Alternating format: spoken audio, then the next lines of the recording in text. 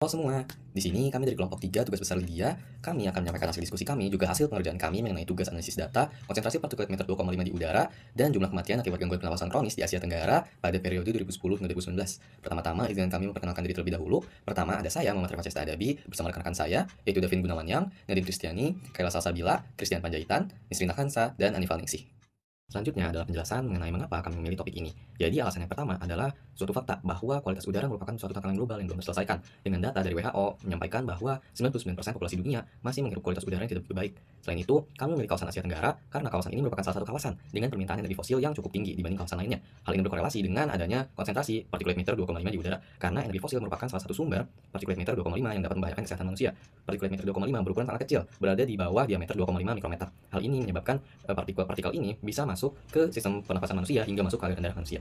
Nah, oleh karena itu, kami ingin menganalisis kedua data mengenai konsentrasi PM2,5 di udara serta jumlah kematian akibat CRD atau penyakit infeksi pernapasan kronis atau gangguan pernapasan kronis untuk menentukan apakah ada hubungan antara kedua data atau kedua faktor tersebut. Berikutnya, tujuan dan manfaat penelitian ini atau analisis data ini adalah yang pertama, menganalisis tren konsentrasi PM2,5 atau 2,5 dan kematian akibat gangguan pernapasan kronis di 6 negara di Asia Tenggara pada periode 2010 sampai 2019. Yang kedua, membandingkan polusi udara dan tingkat kematian akibat gangguan pernapasan kronis antar negara Asia Tenggara untuk mengetahui wilayah yang paling berisiko terhadap paparan PM2,5. Yang ketiga, mengukur hubungan antara konsentrasi PM2,5 dan jumlah angka kematian pernapasan sebagai bukti dampak polusi udara terhadap kesehatan masyarakat di Asia Tenggara. Yang keempat, menghasilkan pengetahuan berbasis data melalui pendekatan siklus PPDCA sebagai bahan rekomendasi penilaian kualitas udara di Asia Tenggara. Selanjutnya, dalam proses metode, kami telah menemukan dua dataset yang berkaitan dengan analisis kami. Dataset pertama itu mengenai PM2.5 air pollution atau mengenai pencemaran udaranya. Lalu dataset yang kedua mengenai kematian akibat penyakit pernapasan. Tahap selanjutnya di proses metode adalah pembersihan data. Setelah dataset yang didapatkan itu di-merge di Excel, kami melakukan data quality check untuk memastikan tidak ada data yang terdouble, data yang hilang, ataupun data yang nilai negatif. Jadi dari 60 data yang kami gunakan, kami mendapatkan rata-rata PM2,5 adalah 20,9 mikrogram per meter kubik, yang artinya 4 kali lipat batas aman WHO. Nah, kematian tertinggi ada di negara Indonesia, yaitu 97,7 jiwa, dan yang paling terendah ada di negara Singapura, yaitu 574 jiwa. Dengan standar defisinya, yaitu 29,516, yang menunjukkan kondisi tiap negara sangat berbeda-beda. Nilai lainnya yang tertera pada tabel merupakan hasil perhitungan dari data yang ada. Yang ketiga, ada metode korelasi. Metode korelasi digunakan untuk melihat hubungan antar variabel. Pada garis pertama, korelasi antara tahun dan PM2,5 sebesar negatif 0,181, menunjukkan hubungan negatif yang sangat lemah. Artinya, dari tahun ke tahun terjadi kecenderungan penurunan kecil pada konsentrasi PM2,5. Pada baris kedua, korelasi antara tahun dan jumlah kematian akibat penyakit pernapasan kronis sebesar 0,0407, menunjukkan hubungan positif yang sangat lemah. Sehingga, jumlah kematian relatif stabil dan tidak banyak dipengaruhi oleh perubahan waktu. Yang ketiga, pada baris ketiga, korelasi antara PM2,5 dan jumlah kematian akibat penyakit pernapasan kronis sebesar 0,0557 juga menunjukkan hubungan positif yang sangat lemah. Ini berarti peningkatan PM2,5 belum menunjukkan hubungan yang kuat terhadap peningkatan angka kematian akibat penyakit pernapasan kronis pada data yang dianalisis.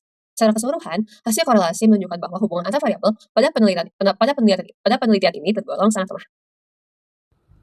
Baik, perkenalkan nama saya David Gunawan dengan NIM 1042521 akan menjelaskan tentang hasil regresi linear dari dataset yang kami gunakan. Namun, sebelum itu, apa sih sebenarnya regresi linear itu? Regresi linear adalah metode statistika untuk memodelkan hubungan antara variabel terikat, dependen atau Y, dan satu atau lebih variabel bebas, independen atau X, dengan membentuk garis lurus. Metode ini digunakan untuk memprediksi nilai variabel Y berdasarkan nilai X, serta mengukur seberapa besar pengaruh variabel independen terhadap variabel dependen. Sekarang, mari kita lihat pada tampilan slide berikut. Di sebelah kiri pada tampilan slide ini, terdapat beberapa angka atau informasi yang dibutuhkan untuk membentuk suatu regresi atau grafik regresi. Nah, pada tabel ini dijelaskan bahwa variabel X-nya berupa PM2,5 concentration, lalu variabel dependent-nya, yaitu Y, jumlah kematian CRD. Nah, di sini ada beberapa poin-poin penting, yaitu coefficient slope-nya, yaitu dengan angka 523,303. Lalu ada R, korelasi 0,0557, dan R kuadrat, atau coefficient determinancy, yaitu sebesar 0,31%. Kemudian, informasi angka atau data yang terdapat pada tabel ini divisualisasikan ke dalam bentuk grafik dengan garis regresi. Grafik regresi menunjukkan hubungan antara konsentrasi PM2,5 dan angka kematian CRD di beberapa negara Asia Tenggara. Garis regresi yang sedikit menanjak menandakan adanya korelasi positif yang sangat lemah, sehingga peningkatan PM2,5 tidak selalu diikuti kenaikan signifikan pada kematian CRD. Indonesia memiliki angka kematian CRD tertinggi, meskipun konsentrasi PM2,5 berada di tingkat menengah dibanding negara lain. Sementara itu, Singapura memiliki angka kematian sangat rendah, walaupun konsentrasi PM2,5 relatif mirip dengan beberapa negara lain. Setelah melihat persebaran data pada grafik sebelumnya, ada 6 poin krusial yang merangkum studi ini. Yang pertama yaitu kualitas udara regional. Seluruh negara di Asia Tenggara yang diteliti ternyata memiliki konsentrasi PM2,5 yang sudah melebihi ambang batas aman WHO.